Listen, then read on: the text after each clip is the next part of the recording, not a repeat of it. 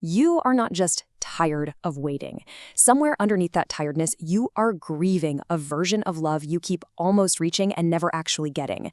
And the strangest part is you did this to yourself. You took someone ordinary and quietly built them into the best person you have ever met inside your own head. Today, we unmask exactly how this happens and why your own imagination might be the reason you keep settling for people who were never actually good for you.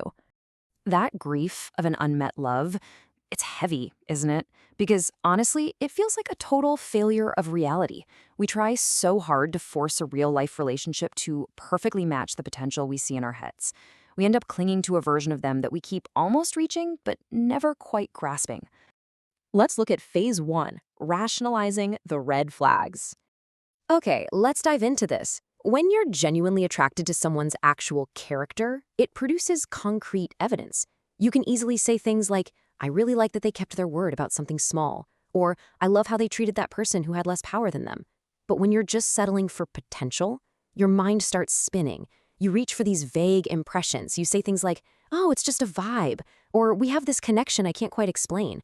Listen, this vagueness isn't some romantic mystery, even though we absolutely love to pretend it is. It's actually a massive warning sign. It means you are not attracted to the actual person. You're attracted to a feeling you generated all by yourself, and you simply attached it to them because they happened to be standing there when the feeling started. You're falling in love with a story you wrote, not a person you've actually studied.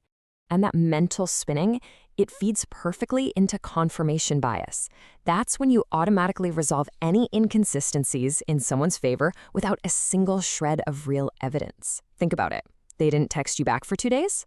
Well, your brain immediately decides they must be swamped at work. They made a comment that genuinely stung? You instantly convince yourself, oh, I must have just misunderstood their tone. You automatically resolve every single inconsistency in their favor because your mind has already made a predetermined decision about who they are.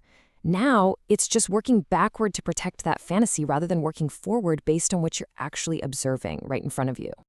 That brings us to phase 2, the double standard. And this brilliantly illustrates the trap we fall into.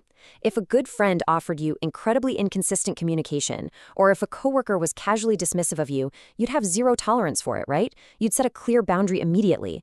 But with this one specific person, those exact same behaviors just get quietly absorbed. You endlessly rationalize them away. This selective application of your own standards is a glaring signal. It tells you that your relationship isn't actually being run by your core values. It's being run by a special exception you built just for them, simply because a part of you decided they're somehow too important to hold to the same basic bar as everyone else in your life. Which leads us to a pretty terrifying question.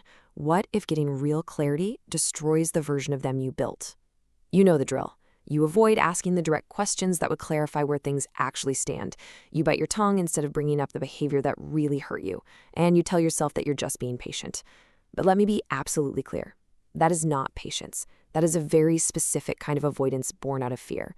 Some part of you deeply suspects that if you actually got real clarity, it might completely destroy the perfect version of this person you've built up in your mind. You are choosing to live inside the comfort of uncertainty rather than face the certainty of a disappointment. From the inside, sitting there and waiting, it feels like hope. But from the outside, it is just fear wearing hope's clothing. Phase 3, shrinking for their potential. A major sign that you're settling for potential is that being around this person actually leaves you feeling slightly smaller. Genuine, healthy compatibility tends to produce an expanded sense of self. You feel more like who you actually are. But instead, you find yourself performing for them. You're constantly monitoring your own behavior so carefully, basically walking on eggshells to avoid disappointing someone whose actual reliability you can't even count on. That shrinking feeling you have, it is vital information. It means you're working overtime to manage a relationship with an idealized version of someone, rather than just relaxing into a relationship with the actual human being standing right in front of you. Just listen to how you describe them to other people.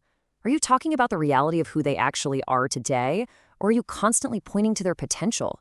You hear yourself saying things like, well, he'll figure it out eventually, or she just needs a little more time to be ready. When you do this, you are not describing who they are, you are describing who you deeply believe they could become. And worse, you start treating that potential future version as though it already exists today. This is literally one of the most reliable predictors of long-term disappointment in all of relationship psychology. You simply cannot build a present relationship with a future person who may never actually arrive. This brings us to phase 4, The quiet grief. This is the most profound sign, and honestly, it is the most important one. The quiet grief. It's this heavy, quiet sadness that honestly has nothing to do with this specific person you're dating. It is a grief for the version of love you actually want, the one with clear communication, consistent effort, and deep mutual respect. That love is sitting there totally unclaimed, while you continue to pour all of your investment into someone you've convinced yourself is just close enough. If you feel that grief, please understand that it is not a weakness. It's your own internal compass. It's your clearest signal speaking underneath all the rationalizing and the endless excuses, telling you that some part of you already knows the difference between who this person actually is and who you needed them to be. So the crucial point is how we begin to resolve this. It starts by really grounding yourself in reality. Lowering your standards for someone isn't some massive, dramatic decision you make all at once. It happens through 1,000 tiny, quiet compromises. It happens every single time you choose the comfort of a flattering story over the sharp discomfort of an honest assessment. You have to forgive yourself for this, because recognizing it is the very first step to breaking the pattern. It's not about blaming yourself for wanting a deep connection. The person you imagined was never required to meet you halfway because you had already built them into someone who did not need to. Recognizing that is about finally directing that wanting towards someone real enough to actually meet it.